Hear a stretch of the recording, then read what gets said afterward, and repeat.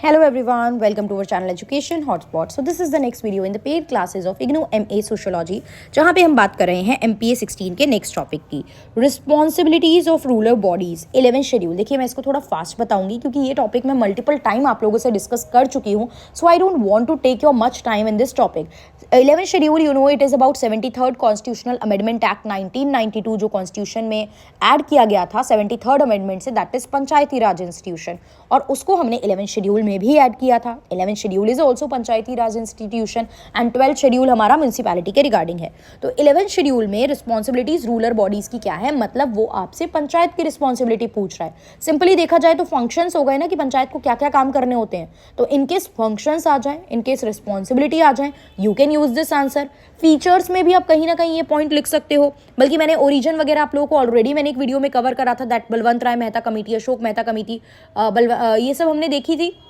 तो that is the thing, आप mix करके अब देखो कितना कंटेंट इकट्ठा हो रहा है, एक आंसर में ही आपको आंसर मिल रहा है। वैसे तो उसमें भी मैंने आप लोगों को फंक्शंस मेंशन कराए थे, तो आंसर तो हमें वहां से भी मिल सकता है, बट सीधा सीधा अगर रिस्पॉन्सिबिलिटी ऐसे 11 शेड्यूल लिख के आ जाए सो आप लोग कंफ्यूज ना हो जाओ, that's why created a separate video for this. तो थोड़ा फास्ट आप लोगों को समझा देती हूँ। 11th शेड्यूल जो है हमारे कॉन्स्टिट्यूशन का, वो पावर और अथॉरिटी और रिस्पॉन्सिबिलिटीज की बात करता है पंचायत की। इंटरमीडिएट डिस्ट्रिक्ट लेवल पे 3 लेवल पे ये काम कर रही है, वो ऑलरेडी हम लोगों ने स्ट्रक्चर डिस्कस कर लिया था। 11 शेड्यूल जो है वो 73rd कॉन्स्टिट्यूशनल अमेंडमेंट एक्ट 1992 से ऐड किया गया था, जिससे हम डिसेंट्रलाइजेशन को प्रमोट करने की बात कर रहे थे और लोकल सेल्फ गवर्नमेंट की बात कर रहे थे। That you know it very well. अब तो ये हमें इतनी वीडियोस देखने के बाद, इतना पढ़ने के बाद समझ में आ ही चुका है। इंट्रा टायर रिस्पॉन्सिबिलिटीज का मतलब क्या होता है कि फंक्शन एंड पावर जो असाइन किए जा रहे हैं इंटरमीडिएट लेवल को पंचायत के, दैट इज द पंचायत समिति, राइट। यहाँ पे आप क्या रिस्पॉन्सिबिलिटीज हैं 11 शेड्यूल की, वो एक बार देख लोगे। सबसे पहली बात तो आपको प्लान करना होगा economic development and social justice. अब क्या ये वर्ड मुझे अब समझाने की जरूरत है, हम इतनी बार बात कर चुके हैं। इकोनॉमिक लेवल पे डेवलपमेंट हो, people have the work to do, उनके पास इनकम जनरेशन का ऑप्शन हो, प्लस सब लोगों के साथ इक्विटेबल ट्रीटमेंट हो, यानी सोशल जस्टिस वाला पॉइंट भी यहाँ पे देखा जाए। तो पंचायत समिति जो है वो आपके प्लान्स बनाती हैं इकोनॉमिक डेवलपमेंट के और सोशल जस्टिस के। इसमें आप स्ट्रैटेजी बनाओगे कि गरीबी जो है वो खत्म हो, एम्प्लॉयमेंट जनरेशन हो और सब लोगों का वेलबींग हो। तो ये पॉइंट देखा जाता है, राइट। आपने पहले प्लान करा, उसके बाद you will implement those scheme. Plan करने से थोड़ी काम होता है, प्लान तो बैठ के पेपर पे हो गया, बट नाउ यू विल, जो भी आपने प्लान करी है schemes, now implement it on the ground level. तो पंचायत समिति जो है वो की रोल प्ले करती है गवर्नमेंट स्कीम को इम्प्लीमेंट करने में भी, जिससे economic development and social justice जो है वो आए, राइट। तो ये प्रोग्राम बनाते हैं जिससे लोकल पॉपुलेशन की नीड जो है वो एड्रेस हो पाए। देन आप बाकी जो, मतलब आप पंचायत समिति हो तो ग्राम पंचायत की जो एक्टिविटीज़ हैं, उनके जो प्रोग्राम्स हैं, उनके साथ आपको क्या करके चलना पड़ेगा, कोऑर्डिनेट करके चलना पड़ेगा। काम तो एक ही लेवल पे आप जो है कर रहे हो, तो आपका ये भी काम हो जाता है, आपकी ये भी रिस्पॉन्सिबिलिटी हो जाती है कि आप क्या करो, उनके साथ एक सिनर्जी, मतलब कि एक कोऑर्डिनेशन जो है वो बना के चलो। उसमें ऐसा ना हो कि आप भी वही काम कर रहे हो, वो भी वही काम कर रहे हैं, डुप्लीकेशन हो जाएगा।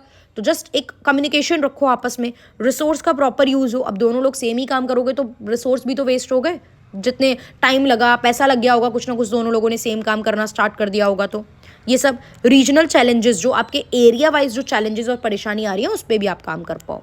फिर एग्रीकल्चर पे फोकस करना और एग्रीकल्चर एक्सटेंशन पे, किस तरीके से प्रोडक्टिविटी बढ़ाई जा सकती है, तो इस चीज़ पे काम करना है आपको। एग्रीकल्चर एक्टिविटीज़ और एग्रीकल्चर एंड एलीड एक्टिविटी, अगर मैं बोलूँ सिर्फ खेती नहीं, खेती से रिलेटेड एक्टिविटी भी होती है जो प्राइमरी में जाती हैं, तो उन पे भी आपको फोकस करके चलना है। यहाँ पे सस्टेनेबल एग्रीकल्चर प्रैक्टिसेस, जिसमें फार्मर्स को सपोर्ट करना है, एग्रीकल्चर नॉलेज लोगों तक पहुँचानी है, ये सब काम करके चलना है। अब फार्मर को सपोर्ट मतलब वो किसी भी तरीके का हो सकता है, technical support, financial support, that मतलब किसी भी काइंड का सपोर्ट की बात हो सकती है।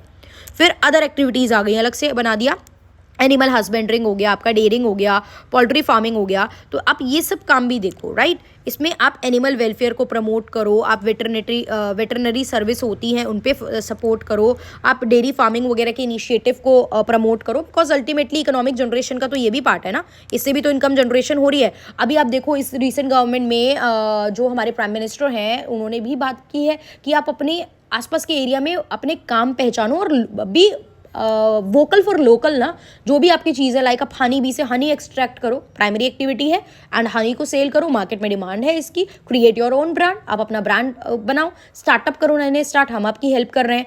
एमएसएमईज को हम लोग लोन दे रहे हैं, असिस्टेंस दे रहे हैं, ये काम भी कर रही है गवर्नमेंट। तो ये सब चीज़ें हैं। सो एनिमल हस्बेंड्री वाला पार्ट करेंगे, देन फिशरीज वाले पॉइंट पे भी आप वर्क कर सकते हो। पंचायत समिति की ये भी है कि फिशरीज आप एक्सटेंड करो, राइट। इसमें फिशरीज रिसोर्सेज, फिशर folk को सपोर्ट करो, इसमें सस्टेनेबल प्रैक्टिसेस को प्रमोट करो, तो इस काम पे भी हम फोकस कर सकते हैं। Then social forestry and farm forestry, इनका एक इम्पॉर्टेंट काम ये भी हो जाता है कि आप एनवायरमेंट कंजर्वेशन पे भी फोकस करके चलो, आप एफॉरेस्टेशन करो, ज़्यादा से ज़्यादा पेड़ लगाओ ताकि हमारा जो एनवायरमेंट है दैट विल बी सस्टेनेबल, ये काम भी है। Then minor irrigation, water management, watershed development, it is a very important thing for the agriculture की प्रोडक्शन एंड प्रोडक्टिविटी बढ़ानी है, तो इन सब चीज़ों पर भी ध्यान देना पड़ेगा।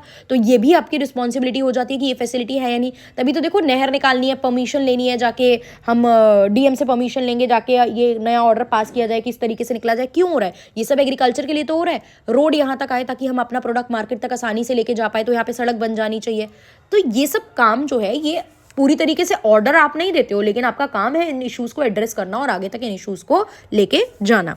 तो यहाँ पे माइनर इरिगेशन प्रोजेक्ट हो गए, जैसे कि वाटर मैनेजमेंट के रिगार्डिंग हो गया, वाटर शेड डेवलपमेंट हो गया, वाटर अवेलेबिलिटी पे काम करोगे कि वाटर अवेलेबल हो सबके पास, इंफ्रास्ट्रक्चर डेवलपमेंट हो प्रॉपर, ये सब चीज़ें। देन स्मॉल स्केल इंडस्ट्री, जिसमें फूड प्रोसेसिंग इंडस्ट्री भी जाती है, इनके प्रमोशन की बात की जाती है। आप प्रमोट करो स्मॉल स्केल इंडस्ट्री को, ताकि लोकल जो एंटरप्रेन्योर होते हैं, भी मैं बोल रही थी, जो आपके लोकल एंटरप्रेन्योर होते हैं उन्हें आप प्रमोट करो, जिससे कि स्मॉल इंडस्ट्रीज की भी ग्रोथ हो सके। रूरल हाउसिंग पे फोकस करना है भाई। अब स्टैंडर्ड ऑफ लिविंग, बेसिक अगर लाइफस्टाइल देना है तो हेल्थ, वाटर, काम, घर सब देना है। तो यहाँ पे रूरल हाउसिंग इनिशिएटिव भी लेके आओ, प्रॉपर प्लानिंग करो, इम्प्लीमेंट करना होता है आपको प्रोग्राम, जिससे हाउसिंग लोगों को, वहाँ रूरल पॉपुलेशन को अवेलेबल हो सके। Then irrigation, water, watershed management, ये सब तो बात कर ही रहे हो, plus after that drinking water facility भी प्रॉपर होनी चाहिए। ये भी आपका काम है कि आप सेफ ड्रिंकिंग वाटर जो है वो प्रोवाइड करो, ये भी आपका एक इम्पॉर्टेंट फंक्शन में हम लोग कैटेगराइज कर सकते हैं। तो वाटर सप्लाई प्रोजेक्ट पे वर्क करते हैं, वाटर क्वालिटी मैनेजमेंट पे वर्क करते हैं, ड्रिंकिंग वाटर फैसिलिटीज़ जो है वो अवेलेबल रहे, इस पे भी ये वर्क करके चलती है। कौन? पंचायत समिति।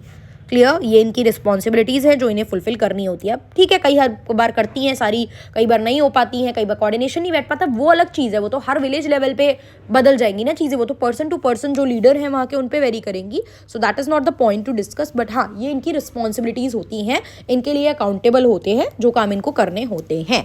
अब फंक्शंस में भी अगर आपको लिखना है तो जो पॉइंट मैंने आपको पहले वीडियो में मेंशन करे थे, उनके साथ आप इनमें से कुछ पॉइंट लेके भी मर्ज कर सकते हो। अगर आपको लग रहा है यार उतना लिखने के बाद भी मेरी वर्ड लिमिट कंप्लीट नहीं हुई है, मतलब एप्रोप्रिएट आंसर मेरा पूरा नहीं बैठा है, then just mix up the points, आप आगे पीछे मिक्स कर दो।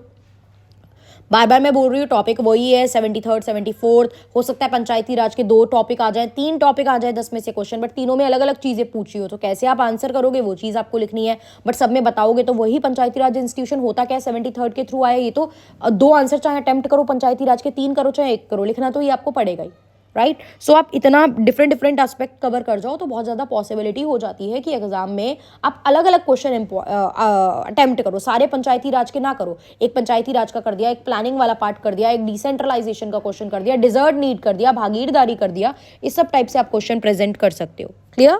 सो आई होप ये क्लियर हो गया होगा टॉपिक, एंड इनकेस नहीं क्लियर हुआ है तो you know it very well कि आप कहाँ पे ये टॉपिक पूछ सकते हो। Okay, so that's all for this. Thank you for